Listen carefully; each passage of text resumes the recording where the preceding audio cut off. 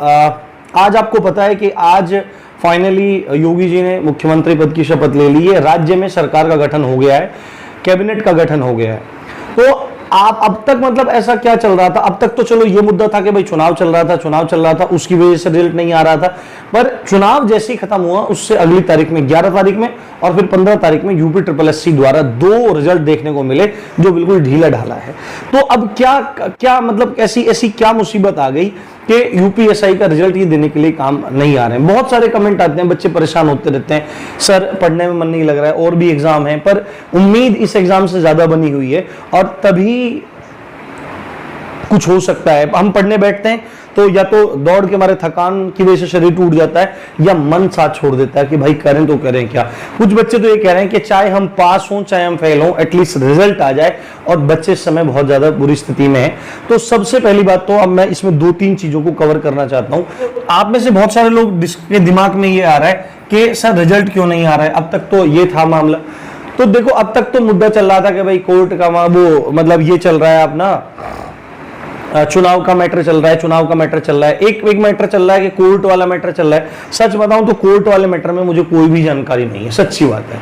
आप में से कुछ लोग पूछते रहते हैं कोर्ट के बारे में बताइए। देखो, कोर्ट वाले मुद्दे की मुझे कोई भी जानकारी नहीं है कि कोर्ट में हो क्या रहा है और नहीं हो रहा है।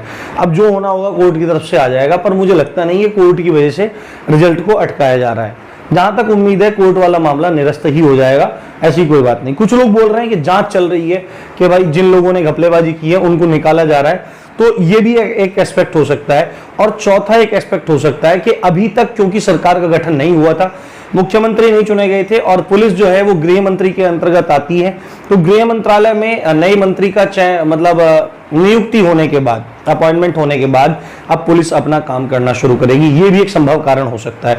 अब आप में से बहुत सारे लोग कह रहे हैं कि ट्विटर कैंपेन चलाओ, तो अब तो सरकार भी बन गई है, वैसे तो अभी रिजल्ट आ जाना चाहिए, ठीक है। और सबको उम्मीद पूरी चल रही थी कि भाई होली के आसपास रिजल्ट आ जाएगा, लगभग सभी को अंदेशा था।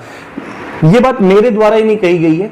आपको पता है कि 2 पुलिस अधिकारी भी यूट्यूब पर हैं, बहुत अच्छे अधिकारी हैं, एक DSP पोस्ट के हैं और एक इंस्पेक्टर, एक DSP रैंक के हैं, एक इंस्पेक्टर रैंक के हैं।